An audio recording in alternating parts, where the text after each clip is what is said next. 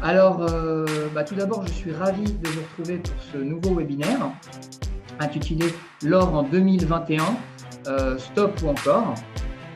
Heu, Ça me fait très plaisir tout d'abord de retrouver des fidèles, sur nos différents webinaires et également de voir des nouveaux nez, venus assister à nos présentations, donc ça fait vraiment plaisir. Et justement, je voudrais rappeler qui nous sommes. Nous sommes des fabricants d'allocation d'actifs, à base d'ETF. Alors pour reprendre une formule que j'aime bien, une image que j'aime bien utiliser, c'est que nous utilisons des briques que sont les ETF qui nous permettent de construire des maisons que sont nos allocations. Maintenant pour vous présenter un petit peu, et vous faire la distinction entre ETF Finance et Luxavi. ETF Finance est une structure qui a pour objectif de s'adresser davantage à une clientèle dite professionnelle, c'est-à-dire les CGP et les family office avec lesquels nous travaillons. Et Luxavi est une plateforme de distribution dédiée à la clientèle privée, sur laquelle celle-ci, les clients, la clientèle finale peut investir dans nos allocations, celles-ci que nous mettons en œuvre à travers soit d'un PEA, d'un compte titre ou d'assurance vie luxembourgeoise, voire française. Merci Benjamin, bienvenue à tous. On y va. Aujourd'hui, l'or en 2021. Pour ceux qui nous suivent depuis plusieurs années, vous savez qu'on a régulièrement commenté les mouvements, alors les mouvements boursiers au sens large, mais également spécifiquement sur l'or, qui, je sais qu'il parmi vous, il y a quelques clients, vous le savez, ont constitué une poche très importante de nos portefeuilles. Et on a préparé ce webinaire avant de savoir que l'or allait corriger de manière assez significative, puisqu'il a perdu à peu près 10%, 10% depuis les plus hauts. Avant de me lancer dans le vif du sujet, juste un petit préalable. La première chose que je voudrais dire, c'est que, comme Benjamin l'a dit, on fabrique des maisons. On est tout à fait agnostique sur les briques à utiliser. On essaie évidemment de chercher les meilleures briques, mais qu'on ne vend pas de briques. Ça veut dire que notre parole est tout à fait libre par rapport à l'ensemble des classes d'actifs. On peut en dire du bien, du mal. On est tout à fait libre de partager le fond de notre pensée. L'intérêt aussi de ce webinaire, au-delà de partager avec vous ce qu'on pense de l'or pour l'année prochaine, c'est de voir un petit peu notre méthodologie, la façon dont on travaille, parce qu'on essaye de s'appuyer autant que possible sur l'historique et de chercher des situations historiques qui ont été similaires à la situation actuelle ou la situation qu'on dessine pour les mois ou les années à venir. Deuxième petite parenthèse, j'aimerais que vous partagiez avec nous votre sentiment sur l'or. Donc, je vais vous projeter un petit questionnaire. Je vous rassure, c'est 2 questions pour avoir votre avis. Voilà, normalement, sur votre écran, il s'est affiché 2 questions. La première, c'est après 19% en 2019, 21 en 2020, quelle sera la performance de l'or selon vous en 2021? Et est-ce que vous êtes déjà positionné, ou pour ceux d'entre vous qui êtes conseillers financiers, est-ce que vos clients sont positionnés sur l'or? OK. Fin du vote. Clic. Je partage avec vous les résultats. Voilà, alors je sais pas exactement ce qui s'affiche sur votre écran. En tout cas, moi, j'ai les résultats. Alors, on va dire qu'une très, très large majorité d'entre vous anticipe une hausse de l'or l'année prochaine, puisque vous êtes seulement 10% à prévoir une performance négative, 4 sur 39. Ça se répartit de manière assez équilibrée entre de 0 à 10 et de 10 à 25. C'est-à-dire que vous êtes 74% à estimer que la hausse sera entre 0 et 25%. Et vous êtes 54% à être déjà positionné sur l'or Et il y a quand même 34%, 33% pardon, qui ne sont pas encore positionnés et 0% qui n'ont aucun intérêt. Il faut bien voir que des personnes qui n'ont pas d'intérêt sur l'or, c'est à une époque ça courait les rues, puisqu'il n'y a aucun rendement. Il n'y a aucun rendement sur cette classe d'actifs. Ok, donc on peut quand même dire un avis plutôt optimiste sur l'or. Je rebascule sur la présentation. Hop, alors attendez, on ne va pas l'attaquer au milieu. Paf. Voilà. Alors cette présentation, je vais commencer par quelques généralités sur l'or. D'abord, rappeler qu'effectivement, on est globalement sur des plus hauts historiques, même si, je vous l'ai dit, on a perdu une dizaine de pourcents, que si on prend des périodes de 5 ans, de 10 ans ou de 20 ans, l'or a affiché des performances tout à fait satisfaisantes, au-delà de 6% annualisés, et qui, dans l'ensemble, alors on ne peut pas dire que ce soit la meilleure classe d'actifs, hein, pas du tout, mais qui, dans l'ensemble, affiche une performance tout à fait honorable par rapport aux autres classes d'actifs. Donc déjà, l'or, d'une manière générale, apporte de la performance. Ensuite, ça apporte une autre chose qui est tout à fait agréable pour un gestionnaire, ça apporte de la décorrélation. Les variations du S&P ont été classées en 3 parties, plus de 2 écarts types, plutôt entre moins 2 et 2 écarts types, et en dessous de moins 2 écarts types. Et on s'aperçoit que la corrélation est positive, en gros, quand le S&P accélère à la hausse, et que la corrélation devient, on ne va pas dire négative, mais en tout cas proche de zéro, lorsque lorsqu'il n'y a pas de lorsque le S&P corrige assez fortement. Donc la décorrélation, elle est vraiment très intéressante sur l'or. Ensuite, et enfin, je dirais, la liquidité. On voit que il se trade sur l'or à peu près 150 milliards de dollars par jour, ce qui la classe entre les valeurs du S&P 500 et l'euro GBP. Donc c'est un actif extrêmement liquide.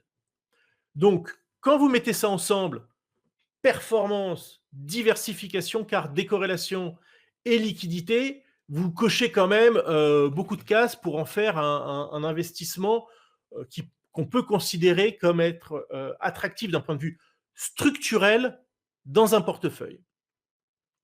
Mais pour ceux qui suivent l'or depuis un certain temps ou qui ont le nez sur les graphiques, vous avez quand même des moments plus favorables ou plus défavorables que d'autres pour investir dans l'or.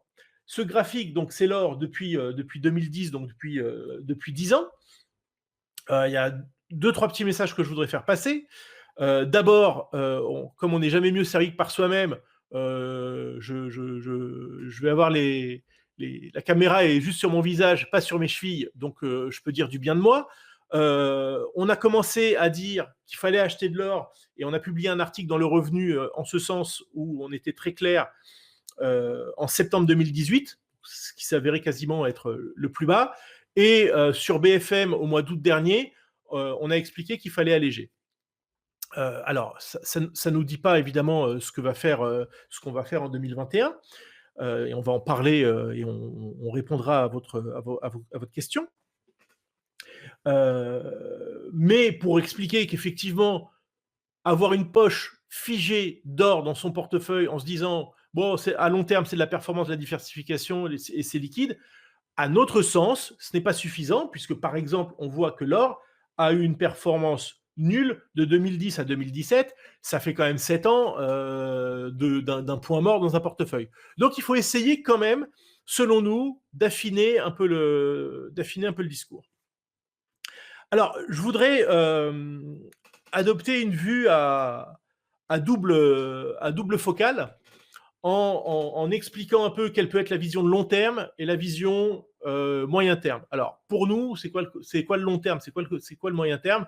Le long terme, on va se positionner à partir de 2 à 5 ans. Et le moyen terme, quelques mois à 2 ans. Voilà. Je vais commencer par le long terme. Alors, on va prendre, et c'est pour ça, et je vais commencer indirectement à répondre à la question de Monsieur Péquois. Euh, Notre travail, c'est pas simplement de dire dans telle configuration, l'or s'est comporté comme ça en 1985, donc il devrait se comporter comme ça en 2021. C'est de rapprocher ça de corrélations historiques et qu'on explique par des facteurs fondamentaux macroéconomiques. C'est pas, faut faire attention quand on parle de corrélation qui est réellement une causalité et pas de sortir ça d'un chapeau en disant ah il y a une corrélation donc demain ça va fonctionner. Non. Alors on sait effectivement que l'or est corrélé à l'or est corrélé au dollar, tout simplement parce qu'il est acheté en dollars et que lorsque le dollar baisse, ça donne une sorte de pouvoir d'achat supplémentaire à la Chine, à l'Inde qui achètent beaucoup, et même en Europe. Et donc on voit cette corrélation qui est quand même une corrélation qui n'est pas très stable. Hein. Vous avez en rouge en dessous la corrélation, vous voyez qu'elle s'inverse. Alors donc précision, on est sur le dollar index, donc c'est pas l'euro-dollar pour être très précis, donc c'est contre un panier de devises sur l'échelle de droite en échelle inversée. Ça veut dire que plus la courbe bleue monte, plus le dollar baisse. Et vous avez l'or sur l'échelle de droite. Tiens, je peux prendre mon petit stylo si ça fonctionne. L'échelle de droite. Oh, c'est merveilleux la technique. Hein. L'échelle de droite ici, vous avez l'or. Donc vous voyez une corrélation. Les phases en mauve sont les phases de hausse de la courbe bleue, donc de baisse du dollar. Et donc, on s'aperçoit qu'à chaque fois qu'on est dans une phase de baisse du dollar, ah oui, je précise, si vous ne le voyez pas, parce que peut-être la définition est moins bonne chez vous qu'ici, le graphique commence en 1973 et termine aujourd'hui. Donc, c'est quand même une très longue période. Toutes les phases de baisse du dollar ont correspondu à une hausse de l'or. Voilà, quasiment toutes. Puisque ici, bon, vous avez l'or est relativement stable, a légèrement baissier, mais les grandes phases de hausse de l'or se sont faites avec une baisse du dollar. Et donc, ce qu'on s'aperçoit plus récemment, c'est que on a quand même l'impression que le dollar est en train de préparer une vague baissière qu'on va rapidement expliquer, je crois, dans le slide suivant. On pourrait aussi découper ce graphique en grandes phases. Oups, ça c'est tout à fait vilain. Voilà, en grand, bon, je vais pas retirer les traits, mais globalement, les phases de mouvement du dollar sont souvent des phases autour de 6 ans, et que cette phase de plat ici, comme on a pu le connaître par le passé, semble désormais complète. Donc, il y a des raisons, à long terme, j'insiste, de penser que le dollar va se remettre à baisser.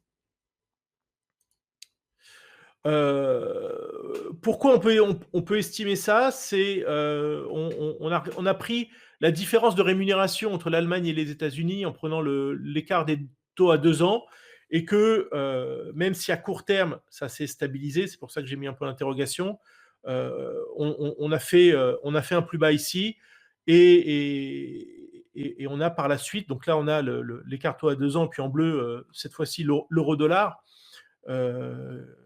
Donc ici, on a entamé cette baisse du dollar, qui est donc concomitante au rattrapage des taux américains qui sont venus baisser et rapprocher les taux allemands.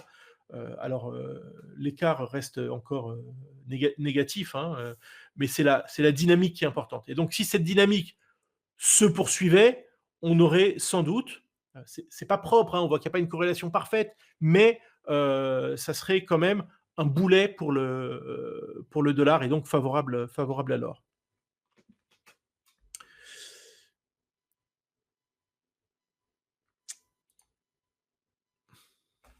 Ensuite, là encore, sur une explication de long terme, et c'est vraiment peut-être et le facteur explicatif du comportement de l'or le plus important, ce sont les taux réels. Les taux réels, qu'est-ce que c'est? Ce sont les taux nominaux, tac, moins l'inflation. Et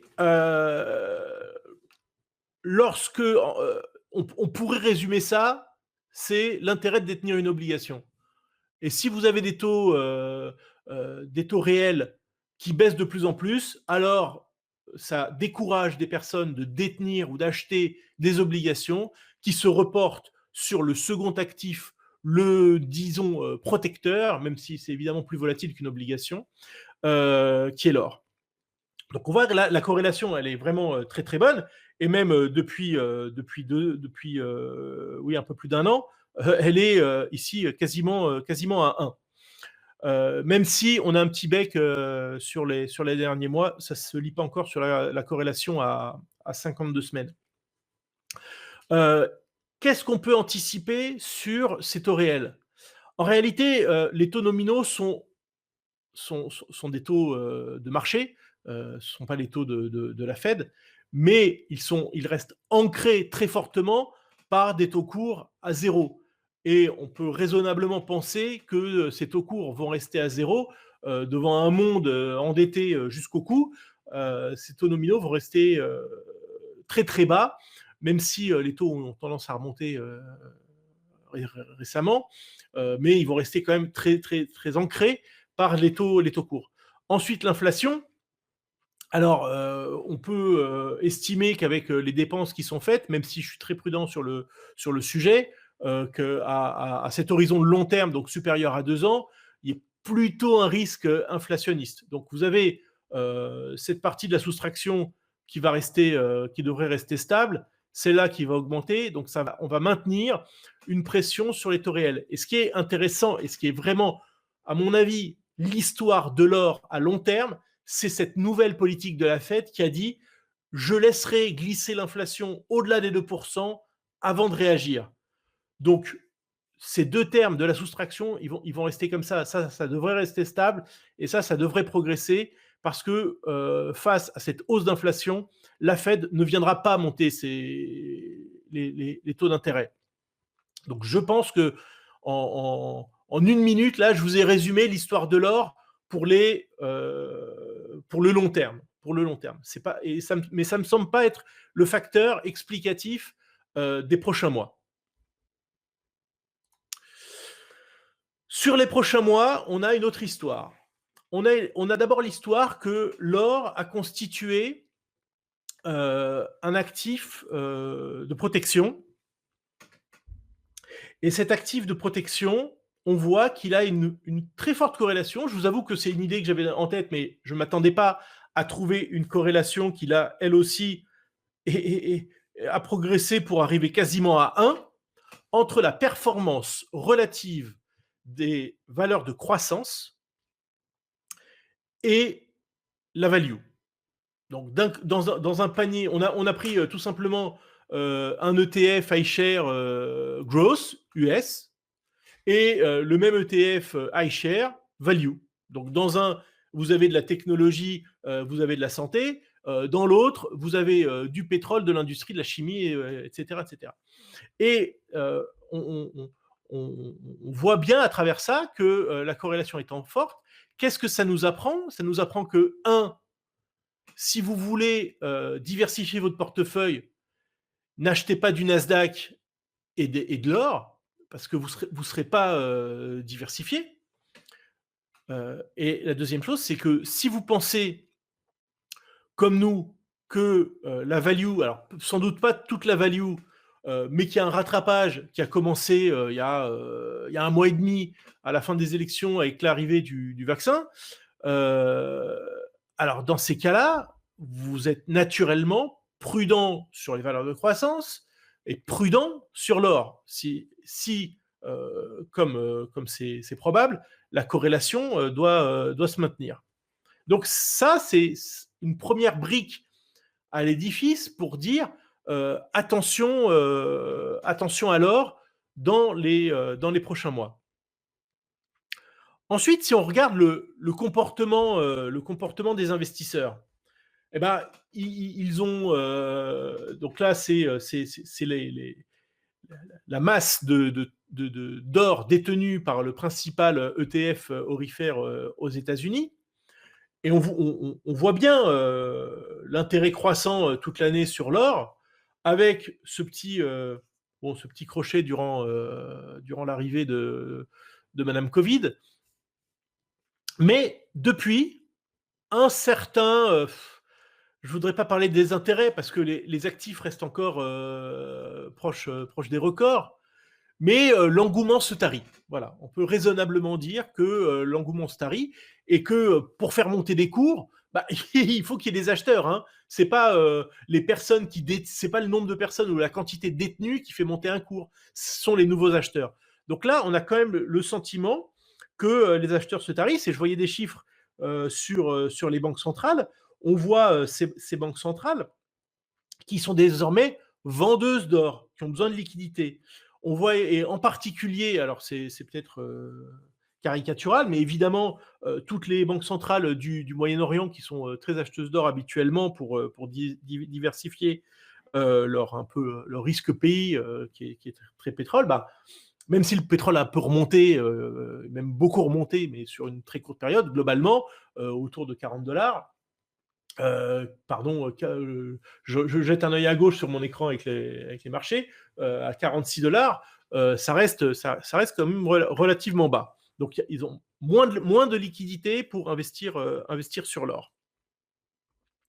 Et puis, on le voit, des investisseurs qui se sont tournés vers d'autres classes d'actifs, donc qui ont délaissé les valeurs de croissance pour acheter la value, et qui ont délaissé l'or pour acheter d'autres métaux, des métaux plus industriels. Alors, j'aurais pu mettre le cuivre, ça aurait été encore plus impressionnant parce que alors ce graphique démarre au pic de l'or, donc début mi-août dernier. Donc j'aurais pu prendre le graphique du cuivre, ça aurait été bien plus impressionnant, mais même en restant dans la poche métaux précieux, on voit que le palladium et le platine, qui sont deux métaux précieux, mais à utilisation industrielle en particulier, et c'est quelque chose qui va fortement nous intéresser en 2021 et après, utilisé dans les voitures à hydrogène, l'un comme l'autre, le platine et le palladium, ont eu des performances bien plus favorables, puisque sur le platine, on est à 11%, sur le palladium, on est presque à 5%, pendant qu'on était à moins 6% sur l'or. Donc on voit encore cette bascule, cette sortie de l'or. Donc, on pourrait se dire, parce que pour ceux d'entre vous qui me connaissent, on a une sensibilité d'investisseur plutôt contrariant. Donc, vous pourriez vous dire, très bien, Yankovici, il va acheter de l'or maintenant que tout le monde sort. Alors, faut faire attention, faut savoir raison garder.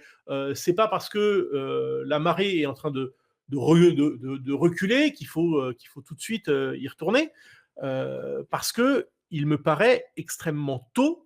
Et en cela, et c'est aussi pour ça que je voulais faire ce petit sondage, c'est que globalement, les investisseurs sont encore très optimistes sur l'or. On le voit ici, les détenteurs, ce sont les chiffres d'un organisme qui s'appelle la CFTC et qui note toutes les positions sur les futurs américains, sur l'or, sur le dollar et sur un tas d'autres d'actifs. On voit qu'on a atteint un pic ici en début d'année, qu'ensuite on a baissé, mais que globalement, historiquement, on est sur des niveaux très élevés. On ne peut pas dire qu'il y ait un désintérêt pour l'or, que l'or soit... on ne peut pas dire que ce soit contrariant aujourd'hui d'acheter de l'or. Clairement pas. Si on vend de l'or aujourd'hui, on est plutôt en avance sur un mouvement qui pourrait se dessiner d'une correction un peu plus marquée sur l'or.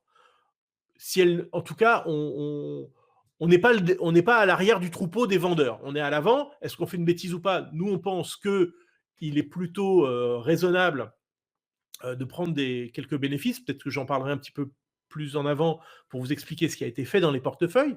En tout état de cause, en 2018, en septembre 2018, quand on explique qu'il faut acheter de l'or absolument dans les portefeuilles, je vous enverrai l'article. D'ailleurs, pardon, petite parenthèse, à la fin du webinaire, quand on fermera le webinaire, vous serez dirigé vers une page d'ETF Finance sur laquelle vous pourrez vous inscrire gratuitement, évidemment, mais également vous aurez accès à une vidéo qu'on a voulu monter pour présenter en 2 minutes tout ce qu'on a dit depuis 2 ans et demi sur les métaux précieux. Mais donc, je reviens sur ce graphique-là. Un des éléments qui nous a incité de dire qu'il fallait acheter de l'or en 2018, c'est ça. C'est-à-dire, et je réponds une nouvelle fois à la question de monsieur Pécois, c'est de dire qu'est-ce qui s'est passé aussi historiquement qui peut se repasser aujourd'hui et qu'est-ce que le passé nous apprend. Et le passé nous a appris que lorsque les spéculateurs étaient net short sur l'or, ici, entre 2000 et 2001, vous avez le début du plus grand, enfin, je ne sais pas si c'est le plus grand, mais d'un grand bull market sur l'or. Je reviens ici pour vous le montrer. Donc, j'avais au début un graphique sur l'or. Donc, ici, on est début 2001 et on voit l'intérêt progressif croissant sur l'or pour atteindre un pic en 2009. Ici,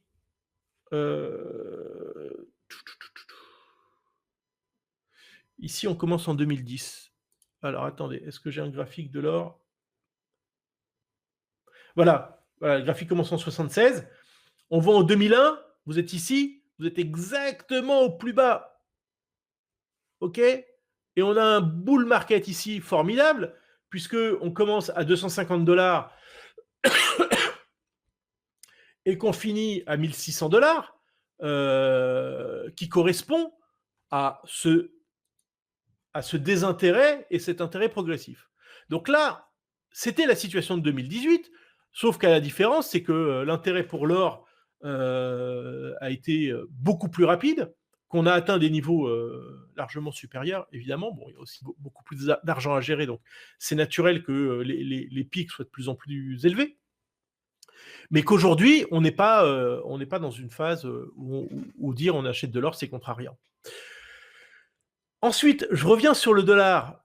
On dit, voilà, OK, on peut entrer dans une phase de correction du dollar. J'ai dit, c'est vrai, avec une optique de 2 à 5 ans.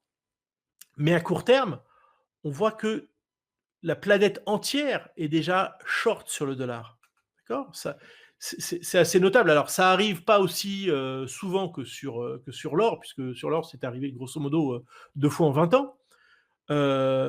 Mais globalement, c'est rarement des moments où le dollar se met à accélérer une tendance baissière alors que tout le monde a déjà des positions short.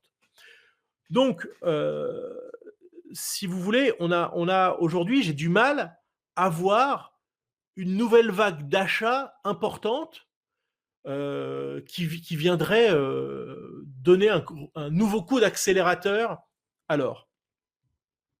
Alors, on pourrait dire aussi, oui, mais l'inflation pourrait accélérer. Là encore, on peut le croire à partir de, je ne sais pas, minimum 18 mois à 2 ans. À court terme, compte tenu, d'un taux de chômage encore. Alors, vous avez le taux de chômage. J'ai inversé les échelles pour faire des jolis graphiques corrélés les uns aux autres, pour voir que le taux de chômage est quand même très corrélé au taux d'utilisation des capacités industrielles. Mais quand vous avez... Alors, ça remonte très très fort, c'est-à-dire que ici, en orange, le chômage baisse puisque c'est une échelle inversée, et ici, les taux d'utilisation des capacités remontent fortement. Mais tant qu'on est sur des niveaux pareils, on ne peut pas imaginer des pressions salariales ou un achat de nouveaux matériels qui mettrait de la pression sur les prix. alors qu'on est à des niveaux pareils. Et pour remonter à des niveaux un peu plus historiques et pour en pouvoir anticiper l'inflation, je pense qu'il faut quand même plusieurs semestres, disons. Hein, il faut quand même plusieurs semestres. Dernier slide que je voulais vous montrer, qui est de dire, là encore, quel est le facteur dans le marché qui peut nous apprendre sur le comportement de l'or.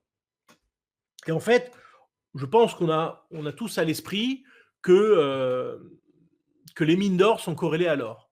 Bon, ça, c'est pas compliqué à expliquer. Mais les mines d'or ont elles ont un levier quelque part sur l'or, et investir sur une mine d'or, alors ça, c'est pas toujours aussi propre, mais statistiquement, c'est de prendre un levier de 2 à 2,5 sur l'or.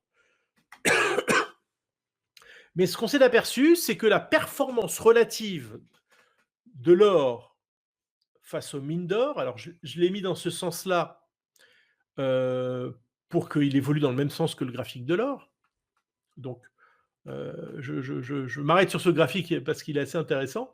Donc, l'or par rapport aux mines d'or, c'est-à-dire que quand le graphique bleu progresse, l'or fait mieux que les mines d'or. À l'inverse, quand il baisse, les mines d'or surperforment l'or. Et donc, ce qui est assez naturel, c'est de voir que donc, lorsque la courbe bleue monte, donc l'or fait mieux que les mines d'or, alors l'or a tendance à baisser. Si on prend par exemple la phase de hausse qui commence ici et qui va jusque là, bon, eh ben, l'or est passé, hop, ici. Si on prend la phase d'ici à là, bon, bah l'or, pardon, non, là j'ai pris une phase inverse. Dans l'autre sens, ça marche aussi. Donc quelque part, et alors évidemment, c'est pas, j'ai mis un point d'interrogation ici pour savoir. Il est difficile d'anticiper quelle va être la performance relative de l'or par rapport aux mines d'or. Mais on a fait un travail simple. On a dit, ben, on va le filtrer. Pour le filtrer, on va prendre une moyenne mobile, toute simple, et en l'occurrence sur 52 semaines. Et puis on va voir si, et c'est ce qu'on a rendu mauve, les périodes où la moyenne mobile baisse. Voilà. Et lorsque la moyenne mobile baisse, est-ce qu'on peut dire qu'on devient acheteur d'or? Si on a fait ça, on arrive à faire quelque chose quand même de pas mal, puisque cette période-là, l'or a progressé. Sur cette période-là, bon, l'or a été stable. Et sur ces deux périodes-là, l'or a aussi très fortement progressé. Et donc finalement, alors j'ai pas fait le travail, mais ça serait pas très compliqué à faire, rien qu'en employant cette règle de gestion-là, c'est-à-dire cette moyenne mobile sur le rapport Gold Miners, quand elle progresse, j'ai pas d'or, et quand elle monte, et quand elle baisse, non, je recommence. Quand elle monte, j'ai pas d'or, et quand elle baisse, je me positionne sur l'or, 5, 10, 15, 20%. Ça, c'est à vous après de mettre le curseur où vous voulez. Bon, et ce qu'on voit là, si on zoomait très précisément, c'est que cette courbe est encore dans une phase baissière, mais qu'elle est en train de s'aplatir. Donc, si on suit un peu logiquement cette approche, c'est encore un nouveau warning sur l'or à court terme. Voilà. Voilà, bon, l'idée c'est vraiment qu'à long terme, on reste très favorable à l'or, que l'or et les métaux précieux ont de nombreux attributs pour en faire une bulle, parce qu'un actif qu'on ne sait pas valoriser, et c'est pas nous qui ne savons pas valoriser, mais l'ensemble de la place, parce qu'on n'a pas de revenus sur l'or, donc c'est difficile de faire les fameux DCF que font les analystes financiers, les discounted cash flow. Mais dans les prochains mois, on a quand même, avec l'arrivée du vaccin, alors on sait bien que ça ne sera pas demain, que tout le monde ne va pas être vacciné, mais les investisseurs qui regardent toujours à 6 mois vont regarder essentiellement, c'est ça ce qui va dominer le marché, la sortie du Covid, de la Covid. Et donc, même si on peut avoir des à-coups, un vaccin qui n'est pas aussi efficace, des effets secondaires sur un vaccin, bon, bah, on aura un autre vaccin qui a moins d'effets secondaires ou d'autres effets secondaires, on va affiner tout ça, mais la perspective d'un investisseur, c'est la sortie de crise du virus et la reprise de tous les secteurs, de toutes les thématiques qui ont souffert, enfin, qui de tout. Il faudra faire le tri. Tout le monde ne reprendra pas l'avion demain et il y a des changements de comportement, on est bien d'accord, mais en faisant ce tri-là, et c'est d'ailleurs, parenthèse et publicité, qu'on a lancé une nouvelle allocation qui s'appelle Reopen. On a fait le tri des secteurs et des pays qui allaient sortir, qui avaient fait preuve de résilience pour sortir plus fort de cette crise-là. Et on parlera des allocations une prochaine fois, mais c'est une allocation qui se comporte très très bien depuis le 2 novembre. Mais donc à court terme, on préfère, nous de notre côté, réduire nos positions qui ont été par le passé très importantes. On a été jusqu'à avoir une poche de taux précieux de 30 à 33% dans les portefeuilles, ce qui nous a permis de faire une très bonne année, mais qu'on a venu depuis le mois d'août, qu'on a réduit progressivement. Donc voilà, cette double vue, pour synthétiser, prudence à court moyen terme et confiance à long terme. Donc, nous sommes en train de travailler sur donc, les prochains webinaires. On peut en dire un petit mot. On en a déjà pour l'instant 2 en tête. Un qui portera quand même sur nos performances sur l'année 2020. Donc, on présentera un petit peu nos allocations, les performances, comment elles se sont comportées, les facteurs explicatifs de performance de chacune d'elles. Et un autre webinaire qui, je pense, ne manquera pas d'attirer votre attention. Régis fera le travail périlleux de devoir se mouiller un peu plus. Alors, c'est quelque chose qu'il aime beaucoup faire, mais là, il devra le faire de manière encore plus explicite, c'est-à-dire de vous dévoiler un petit peu les 5 meilleurs ETF qu'il estime être pour 2021. Voilà, ça sera un travail assez complexe, mais je suis sûr qu'il le fera avec beaucoup de rigueur et beaucoup de doigté, si je puis dire. Merci, Benjamin. En tout état de cause, on va tout faire pour maintenir ce rythme de 2 webinaires par mois avec des sujets assez variés, des sujets de marché, des sujets de produits, même ETF, des sujets liés à notre offre Luxavie ETF Finance, qui est, à mon sens, juste unique en France. Et d'ici là, je vous souhaite de très bonnes fêtes de Noël, une très bonne année. Pour ceux concernés, de très bonnes fêtes de Hanouka. Et je vous dis à très bientôt. Bye bye. Merci à bien. Au revoir.